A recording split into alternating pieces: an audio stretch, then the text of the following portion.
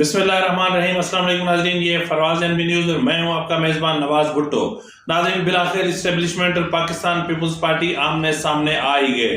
Pakistan peoples party और establishment का आमने सामने आना बिलावल भुट्टो जरदारी के बयानात हैं। यानी बिलावल भुट्टो जरदारी की जारहाना पॉलिसी और बिलावल भुट्टो जरदारी की जारहाना रविश और फिर बिलावल भुट्टो जरदारी के इस्टेब्लिशमेंट को दबे अल्फाज में पैगामात ने इस्टेब्लिशमेंट और पाकिस्तान पीपल्स पार्टी में जो पहले ही दूरियां थी उन दूरियों को बढ़ा दिया।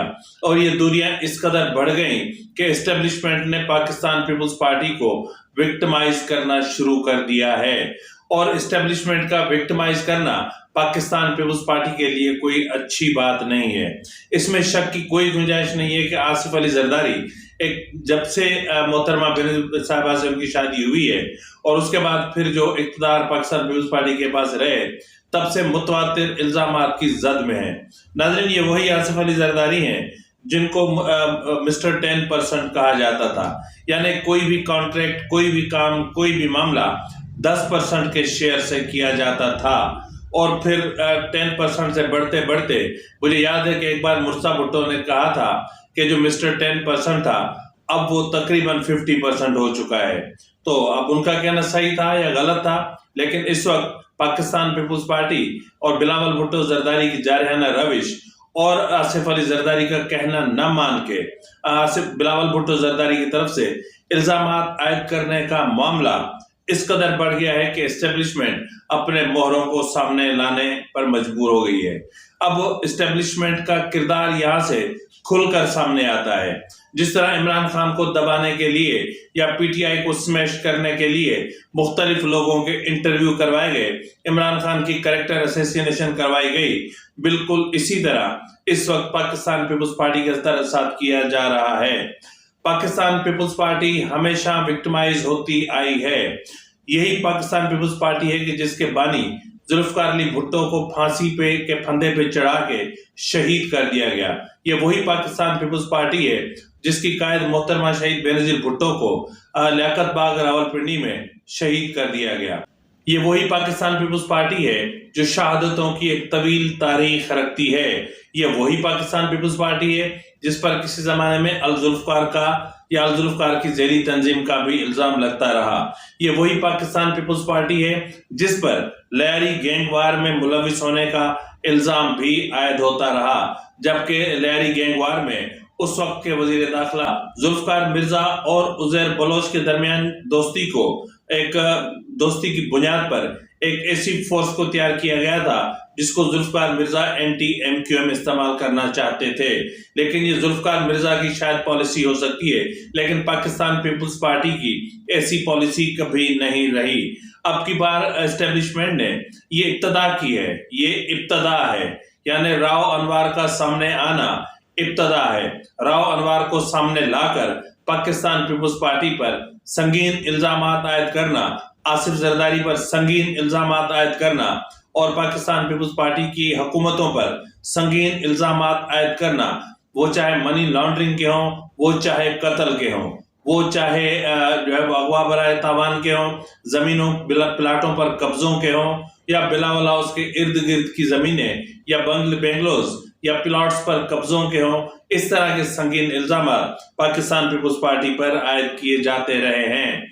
यही वजह है कि पाकिस्तान पीपल्स पार्टी के खिलाफ मुतवातिर तहकीकात भी होती रही और अपना 11 साल तक आसिफ जरदारी ने जेल की सोबतें भी बर्दाश्त की। पाकिस्तान पीपल्स पार्टी के रहनुमा और साबिक सदर आसिफ जरदारी जब जेल में थे तो उनकी जबान भी काटी गई और यही वजह है कि इस वक्त वही आसिफ जरदारी उसकी कैरेक्टर असैसिनेशन की जा रही है। ये जरदारी साहब या आसिफ जरदारी की कैरेक्टर असैसिनेशन नहीं है, ये पाकिस्तान पीपल्स पार्टी की कैरेक्टर असैसिनेशन है। और सामने लाया गया है राव अनवर को। राव अनवर जिस पर मुबैना तौर पर 400 मासूम बेगुनाह लोगों को जाली इनकाउंटर्स में मारने का इल्जाम है, यानी राव अनवर, यानी ये अभी ट्रेलर है और फिल्म अभी बाकी है। अगर पाकिस्तान पीपल्स पार्टी ने अपनी पॉलिसी पर नजरसानी न की तो पाकिस्तान पीपल्स पार्टी को मजीद संगीन मामलात का सामना करना पड़ेगा। लेकिन ये वही बात हो गई जो मैं मुतवातिर कह रहा था کہ اسٹیبلشمنٹ کو اس کی حدود میں جانے دیا جائے. پولیٹیکل پارٹیز کو ایک بار کھل کر اور اتحاد کر کے متحد ہو کر سامنے آنا پڑے گا. ناظرین، جس طرح راؤ انوار کو لایا گیا، جس طرح میں نے کہا نا کہ راؤ انوار پر 400 بے گناہ معصوم لوگوں کے قتل کا انتظام اپنا مبینہ طور پر الزام ہے، اور یہ وہی راؤ انوار ہے جس کو جب سپریم کورٹ میں لایا گیا تو آپ کو پتا ہے کہ ان کے لیے سپریم کورٹ کے ججز گیٹ کھل گئے تھے اور وہ پروٹوکول میں آئے تھے. اور میں آپ کو یہاں بھی بتاتا چلوں کہ جو ہے وہ اس وقت اگر اسٹیبلشمنٹ اس وقت کچھ بھی کر سکتی ہے. اسٹیبلشمنٹ ایان علی کو بھی سامنے لا سکتی ہے منی لانڈرنگ کے الزامات کے معاملے پر. اسٹیبلشمنٹ عزیر بلوچ کو بھی اسکرین پر لا سکتی ہے، اس کا بھی انٹرویو کروا سکتی ہے. اور اس کے علاوہ مطلب آصف زرداری سے جن کی قربتیں رہی ہیں، بالخصوص ذوالفقار مرزا کو بھی ایک بار پھر لایا جا سکتا ہے اور ذوالفقار مرزا سے وہی باتیں کروائی جا سکتی ہیں جو وہ پہلے کر چکا ہے. اب اس میں مسئلہ یہ ہے کہ راؤ انوار جس پر اتنے سنگین الزامات اور ان الزامات کے باوجود بھی جن کو گرفتار نہیں کیا گیا، ان کو تحویل میں لینے کے بعد ان کو اپنے بنگلے میں جو ہے وہ قلعے نما بنگلے میں رکھا گیا. ناظرین، یہ راؤ انوار ہے جس نے ضلع ملیر میں تعیناتی کے دوران زمینوں پر قبضے کروا کے اربوں روپے کی جو ہے وہ کرپشن کی اور اربوں روپے کے ساتھ ہی کھیلا. ناظرین، یہ وہی راؤ انوار ہے کہ جس نے جو ہے وہ شارٹ ٹرم کڈنیپنگ کے ذریعے کروڑوں روپے وصول کیے. آج یہ کہتا ہے کہ پاکستان پیپلز پارٹی سے ان کا کوئی تعلق نہیں تھا یا آصف زرداری سے ان کا کوئی واسطہ نہیں تھا. لیکن سچ یہ ہے کہ جب پاکستان پیپلز پارٹی انتخابات کا معاملہ آتا تھا تو ٹکٹس کی تقسیم میں بھی راؤ انوار کافی حد تک اثر انداز رہے. ضلع ملیر کے ایک رکن قومی اسمبلی آغا رفیع اللہ کو میں ذاتی طور پہ جانتا ہوں کہ وہ راؤ انوار کی ریکمنڈیشن پر آئے تھے اور راؤ انوار کی ہی ریکمنڈیشن پر انہیں پیپلز پارٹی کا ٹکٹ ملا اور ملیر سے انہیں جتوایا بھی گیا. اس کے علاوہ ملیر سے کروڑوں روپے کی ریتی اور بجری کی ماہانہ کرپشن کی گئی. ماہانہ کروڑوں روپے کی کرپشن کی گئی ریتی اور بجری کے نام پر. اس کے علاوہ راؤ انوار یعنی اپنا نقیب اللہ محسود کو اپنا شارٹ ٹرم کڈنیپنگ کے لیے اغوا کیا، پھر اغوا برائے تاوان کے لیے کیا کہ تاوان کا معاملہ تھا، اور جب یہ ان کے مطالبات پورے نہ ہوئے تو اس کو مار دیا گیا اور ایک انکاؤنٹر میں مار دیا گیا، جعلی انکاؤنٹر میں. یعنی راؤ انوار جو اپنا ایک انکاؤنٹر اسپیشلسٹ ہے. اور دیکھیں، ایک چیز آپ ذہن میں رکھ لیں کہ آپ کے سر پہ اگر کسی کے قتل کا الزام ہے اور اس میں آپ ملوث بھی ہیں تو کسی بھی بے گناہ کا خون رائگاں نہیں جاتا. بے گناہ کا خون اپنا رنگ دکھاتا ہے اور پھر وہ رنگ لاتا بھی ہے، اور پھر قاتل جتنا بھی چھپے، جہاں بھی چھپے، وہ قدرت کی پکڑ میں ضرور آتا ہے. اور پھر ایسا ہی ہوا کہ اپنا جو ایک فرعون بنا پھرتا تھا راؤ انوار، وہ ایک بار پھر آ گیا. یہ کچھ نہیں ہے، جو پہلا انٹرویو کا جو پہلا پارٹ آیا ہے یہ کچھ بھی نہیں ہے. یہ یوں سمجھ لیں کہ ایک ٹریلر ہے. یہاں پر ناظرین میں آپ کو بتاتا چلوں کہ راؤ انوار کا جب انٹرویو چل رہا تھا تو اس وقت آپ دیکھتے تو بار بار ان کی نظریں کیمرہ کے قریب کھڑے کسی شخص کی طرف جا رہی تھی. یعنی اس بندے کی پلیسمنٹ ایسی کی گئی تھی کہ ایسا محسوس ہو کہ راؤ انوار کا جو اپنا آئی کانٹیکٹ ہے وہ کیمرہ کے ساتھ ہو رہا ہے، لیکن حقیقت میں وہ شخص کیمرہ کے برابر میں موجود تھا جو ان کی رہنمائی کر رہا تھا. راؤ انوار کو گرفتاری کے بعد لاک اپ نہیں کیا گیا، کسی جیل میں نہیں بھیجا گیا، بلکہ ان کو اپنے ہی قلعہ نما محل میں رکھا گیا، کیونکہ راؤ انوار کو اگر جیل بھیج دیا جاتا تو وہاں موجود قیدی شاید راؤ انوار کو مار ہی ڈالتے.